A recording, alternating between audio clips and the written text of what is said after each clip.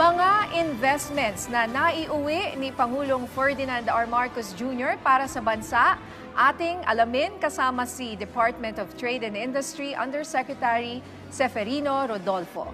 Yusek, magandang tanghali po at welcome sa Bagong Pilipinas ngayon.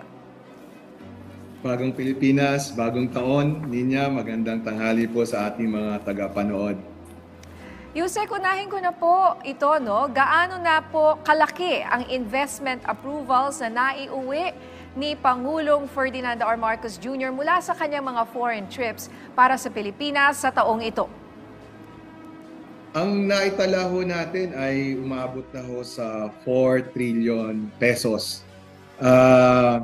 May mga iba-ibang levels ho yan, kagaya ho ng ilan ba dyan ang talagang nag-ooperate na.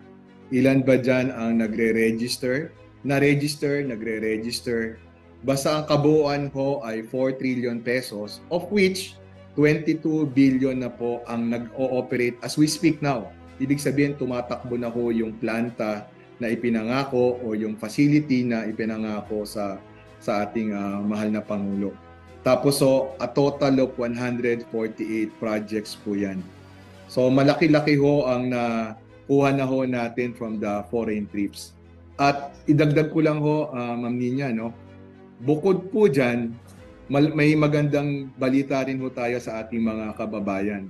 Dahil ho ang ating Board of Investments, ang naitala ho nating approved investments. Ito yung talaga nag-apply na sa atin. So hindi lang ho ito yung gumagawa ng study pa, pero ito yung talaga nag-apply na at nagpa-approve ng kanilang mga projects dito sa Board of Investments. For the year 2023 po, umabot tayo sa 1.16 trillion pesos. Yan po ang pinakamalaking investment approval ng BOI in our 56-year history.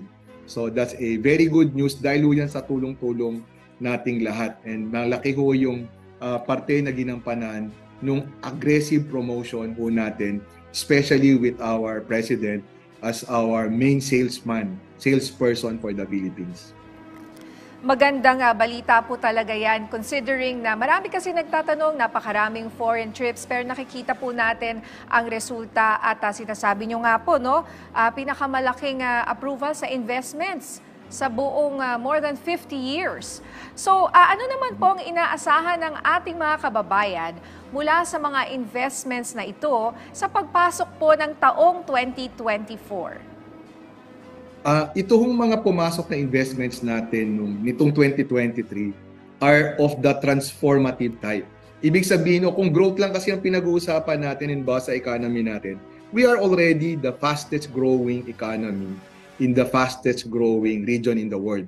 Yun yung ating 5.5% growth for the first 3 quarters of the year. We're the fastest growing. Ang gusto ho natin under the leadership of President Marcos Jr. is really to transform the Philippine economy, Philippine industries. Kaya makikita niyo ho yan, si Presidente ho ang talagang ina-advocate niya doon sa kanyang mga foreign travels, sa kanyang mga investment mission, are industries that will transform the Philippines. In particular ho, renewable energy projects, pagkatapos ho yung ating mga digitalization project. Makikita ho natin yun yung mga karamihan sa mga pumasok ngayong 2023. Moving forward to 2024, marami pa ho tayong pipeline of projects also in renewable energy tsaka sa digitalization. At saka ang maganda ho niyan, makikita natin ngayong 2024, kasama na ho sa mga pipeline of projects natin. Hindi lang ho yung mga magtatayo alimbawa ng solar power project. Hindi lang yung magtatayo ng mga windmill power projects. Kasama na ho sa mga papasok dito sa atin, yung mga magmamanufacture ng mga equipment and components that are needed by these projects, and we can also export these components and equipment to other countries within the region. So yun ho yung mga aasahan natin for 2024. Patuloy hong tataas yung ating mga investment approvals, pagkatapos mas magdi-deepen pa yung ating transformation for the Philippine economy. Alright. Bukod po dito sa sinasabi niyo nga magandang balita about renewable energy, digitalization ng mga investments, ano po ba ito in particular? At saang mga lugar po sa bansa, let's say, nagtayo ng mga ganitong mga planta or renewable energy sources and factories? Yun, renewable energy, ang maganda kong opportunity dito sa Pilipinas ngayon are in solar at saka sa mga windmill power projects. Ito ho, nakikita ho natin. Kasi hindi naman ho, pag pumunta ho si Presidente sa ibang bansa para mag-promote, hindi lang ho yun basta biyahe. There has been a lot of effort that has been undertaken by government and by the private sector in preparation for these trips. So kagaya halimbawa ho nung pagpunta niya ho dun sa Brussels sa Belgium, bago siya pumunta, we made sure that the policies are in place so that we could already receive the foreign investments when it comes to renewable energy. Naglabas ho siya ng executive order noong November 2022 that allowed for 100% foreign ownership of renewable energy projects. Kaya yun ho yung bit-bit niya nung kausap niya yung mga negosyante doon sa Europe. Tapos ang meron na ang pre-work na nangyari naman bago dun sa policy na nilabas ni Presidente ay yung World Bank study that was started in 2019 and completed in 2021 tungkol ko that map the the whole of the Philippines kung saan pinakamagandang magkaroon ng mga wind farms. Doon ho nakita natin, yun sa tanong nyo kanina kung saan mga lugar. North of the Philippines, tapos yung dito sa kabilang side sa may West Philippine Sea, yun ho yung mga pinakamaganda hong mga lugar para sa ating wind farms. Pati din ko dun sa mga sa Mindoro, maganda rin po yung opportunities natin for wind. Tapos pagdating naman sa solar, as long as meron tayong flat land, maganda ko yung opportunities for solar. Tapos ang nakukuha din ko natin ngayong investment ay yung doon sa floating solar. Kasi halimbawa pagdating sa land-based na solar, of course, medyo kahit maganda na ho yung Pilipinas, meron pa rin tayong limitations kagaya ng ibang bansa. Pero pagdating ho sa floating solar, kagaya ho halimbawa sa Laguna Lake, yung isa hong nakuwang investment ni President Marcos Jr. dyan ho sa Laguna Lake itatayo. So yun ho yung mga lugar na mga nakikita nating pinapasukan. Nakita ko nga mismo, Yusek, yung Bangi Windmills recently at bukod sa nandoon na siya at gumagana yung iba dito, dadagdagan niya nga raw po ito at nag-generate rin siya ng mga trabaho. Pero bukod dyan, dumami rin po yung turista. Parang maganda siyang destination ng mga turista. Hindi po ba? At dagdag rin po ito na income doon sa lugar. Totoo yan. Hindi lang ho sa yung multi-purpose ho yung ating mga renewable energy projects ngayon. Kagaya ng nabanggit mo, Nina, nagiging tourist destination din yung mga ganyang areas. But in addition to that, meron din hong mga technology na ngayon na napagsasabay niya, halimbawa floating solar, tapos sa ilalim ho ng mga solar panels, meron ho tayong aquaculture. Meron din ho naman tayong ginagawa na nakikita na sa ibang bansa at ipapasok na rin ho ng mga investor dito. Yung mga land-based solar, tinataasan lang ho ng konti yung pagkasan ng mga solar panel. Tapos sa ilalim ho, meron din siyang farming na nandoon. Maganda po yan, iba't ibang mga purposes at para mas marami po ang makikinabang. Ngayon, sir, gaano po kalaki yung significant increase ng mga investment approvals na ito kung ikukumpara nyo po noong nakaraang taon?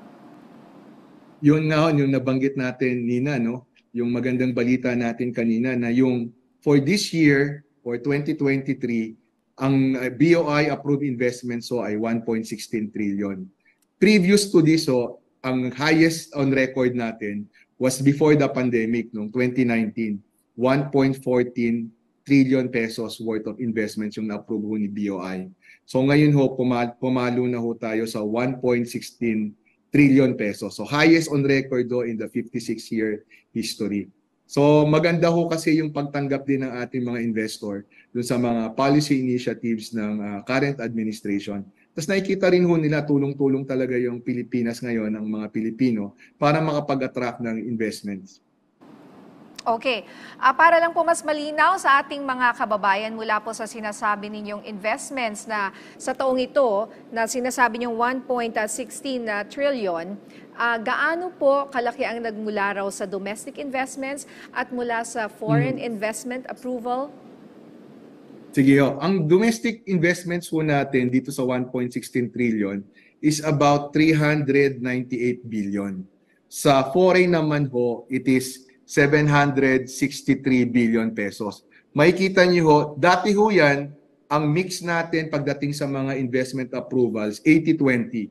80% is coming from local, 20% is coming from foreign. Ngayon ho, makikita natin, almost 70% na ho yung coming from foreign, tapos 30% yung from local, na baligtad ho. Which is actually very good kasi nakikita natin na yung foreign investors interest sa Philippines ay lumalaki. Alright. So ilang trabaho naman po ang aasahan ng ating mga kababayan mula sa mga investment approval na ito? Doon po sa mga project application sila, umaabot po ng 150,000 to 200,000 for this for direct jobs from these investments. Pero mas critical dito niya kasi yung halimbawa, nagtayo ka ng renewable energy project. So nakapagbigay siya ng trabaho doon sa mismong nagtatayo ng project, tapos doon sa mag-ooperate, tapos doon sa local community. Pero ang laki rin ng impact nito doon sa mga indirect. So halimbawa, lahat ngayon ng mga kumpanya na gumagawa ng mga consumer electronics, naghahanap sila ng mga lugar na merong renewable energy because they have to comply with their net zero carbon commitment. So lahat ngayon ng mga malalaking kumpanya, sinasabi nila, ibabawasan nila ang carbon emission from their operations up to gagawin nilang zero by a certain year. Kaya it's already crucial. It's actually an imperative for companies to go for renewable energy. And ngayon, nakikita natin that because the Philippines is now, actually may lumabas kong study si Bloomberg itong November 2023, that the Philippines is now the fourth most attractive country for renewable energy. No, ang pinakauna ho niya ay si India, si China, and then si Chile. Si Philippines ho dati wala tayo sa top 5. I think mga nasa number 10 tayo. Pero ngayong taon ho na to, tumaas ho tayo bigla to number 4 because nakita nila yung singular focus of the government for renewable energy. And with this, dadami ho yung mga magi-invest sa atin, particularly sa light high technology manufacturing. Dahil ho ito yung mga nag-commit talaga for net zero carbon. You know. Magandang balita po talaga yan. Ano? So aasahan natin, tataas pa itong sinasabi yung 150 to 200,000 jobs na nakikita natin ngayon. Itong 150 by a multitude, mas mataas pa ho talaga dyan. Kasi pag sinabi ho natin mga RE projects, actually, capital intensive ho itong mga to eh. So yung impact nila sa jobs, kahit na halimbawa sabihin natin, overall yung nakuha natin ay malaki na, yung mas malaking multiplier would be coming from the manufacturing sector that will then take advantage of the availability of renewable energy in the Philippines. Okay, yung pong sinasabi nating 150 to 200,000 jobs, ito po ay nandiyan na. Ito po ay na-actualize na. So mga ilan pa po yung sa tingin nyo na idadagdag pagdating po ng mga investments na ito? So i-clarify ko lang yung 150,000 to 200,000 jobs na sinasabi natin, ito yung different levels po yan. Meron na nandyan na talaga, tapos meron yung mga kasama nung mga pag-implement itong mga projects na to. Ang nakikita ho natin within kasi ang renewable energy, medyo pag ini-implement ho natin yan, it might take some time bago talaga nating maitayo. Kagaya na nabanggit nyo kanina, meron na tayong nakikita halimbawa sa Ilocos Norte, sa Laguna na actually na nakatayo. At meron pa hong mga patuloy na papasok. So ang nakikita ho natin, yung 150,000 jobs na yan, pwede ho yung mag-increase pa, let's say, to 500,000 jobs within the next 3 to 4 years. Oh wow, magandang balita po talaga yan, ano? Talagang marami pong natutuwa kasi pagka meron pong mga ganyang mga tinatayo, may construction, yung mga tao sa paligid po, pati nga lang po yung pag-supply nila ng pagkain, for example, kumikita rin po yung mga, let's say, caterers, pati po yung mga ganyan na hindi po natin nakikita masyado. Hindi lang yun, pati yung yung skill set that is needed for this type of jobs. Mas tumataas. Halimbawa, marami tayong nakakausap na ang Pilipinas naman, alam natin na we are one of the biggest sources of very talented seafarers in the world. No, yung ating mga seafarers, halimbawa, nade-deploy sila doon sa mga offshore oil exploration.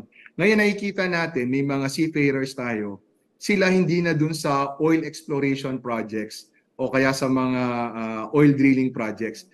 Ang sinasabi nila sa atin, nadi-deploy na sila dun sa mga pagtatayo ng mga windmill, offshore windmill. So makikita mo, basic skill set of a seafarer, pero nag-upskill na tayo for more of these green jobs. At yun din ho yung tinututukan natin together with halimbawa, DOLE, CHED, at saka TESDA. More for the jobs that are needed as we transition to a more sustainable future, as the whole world transitions to a more sustainable future. So hindi lang yung dagdag sa trabaho, pero yung kalidad at saka yung appropriateness ng skill set natin sa bagong hinaharap.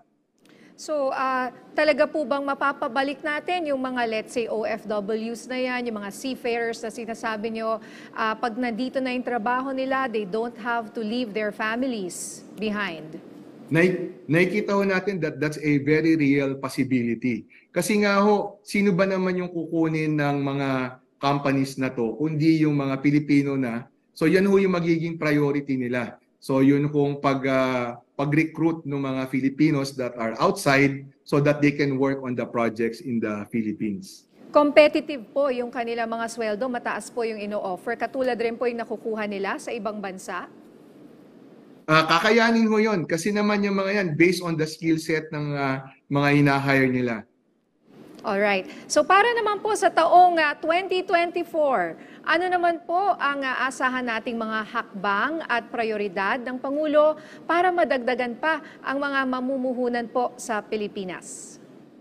Ang nakikita ho natin dito, kailangan talaga nating, ang pinagtutuunan ho natin ng pansin din ngayon ay yung pag-isen, lalong pagandahin yung tinatawag nating ease of doing business in the Philippines. Kaya nga si Presidente, nag-issue siya ng executive order on green lanes.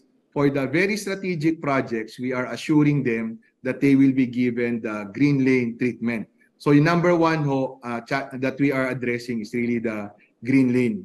Pagkatapos we are aggressively promoting the Philippines. Hopefully si Presidente makonvince pa rin natin na to continue being aggressive in terms of going outside to promote the Philippines for investments. Ang tagline ho natin dito sa Pilipinas ay yung nakikita ho natin sa likod, we make it happen in the Philippines. Dahil kahit saan ho tayo pumunta, ang sinasabi ho ng mga investors sa atin, ang nakikita nila, yung mindset ng mga Pilipino, we make it happen. Kahit ano pa yung problema, we are very resilient and we are able to address challenges and that we make it happen in the Philippines.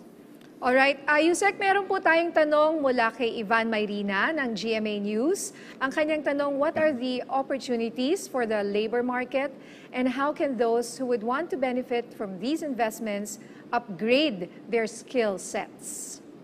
No po, meron po tayo kasing nilabas na batas, yung Green Jobs Act. No? Tamang-tama ho dahil nakita natin ngayon na talagang ang trabaho ngayon dapat really geared towards the sustainable sector at saka yung mga connected sectors, yung mga digitalized, no? Kaya kalalabas po ng IRR ng DOLE at saka ng Department of Energy at saka DNR for the green jobs. So ito yung pagtutuunan natin ng pansin para ma-upskill talaga natin yung ating mga workers. So I think kung tayo halimbawa ay bagong graduate or professional, tingnan ho talaga din natin yung opportunities pagdating ho dito sa green jobs. Halimbawa, another example, sorry Nina. Halimbawa ng green jobs. Ngayon, meron tayong mga workers halimbawa pagdating sa automotive sector. Kinakausap natin yung ating halimbawa yung Metal Workers Association of the Philippines na malaki yung kanilang mga representation doon sa ating mga automotive companies. Tinitingnan natin ngayon, dapat mag-shift na yung skill set ng mga nasa automotive sector natin from working on the internal combustion type of engines ng mga sasakyan more towards yung ating mga electric vehicles. Kasi doon na rin tayo papunta eh. Makikita natin, that's also a singular focus of the Philippines. We have to transition to electric vehicles primarily because we have the minerals that the whole world needs for the batteries that will operate these electric vehicles. Kaya ang ginagawa natin ngayon, number one, from the minerals, we are attracting investments for companies that will add value to these minerals para magawa na rin natin sila all the way to battery making in the Philippines and then eventually assembly ng electric vehicles. So tignan natin yung mga ganong opportunities at saka kung anong mga skill set yung kailangan natin as we transition now from yung internal combustion engine to these electric vehicles. So yun yung dapat pagtignan ng bawat isa rin sa atin. Yung skill set natin, akma ba para doon sa bagong pangangailangan as we transition to all of this? That's great news, Yusek. Sabi nyo nga, we make it happen in the Philippines.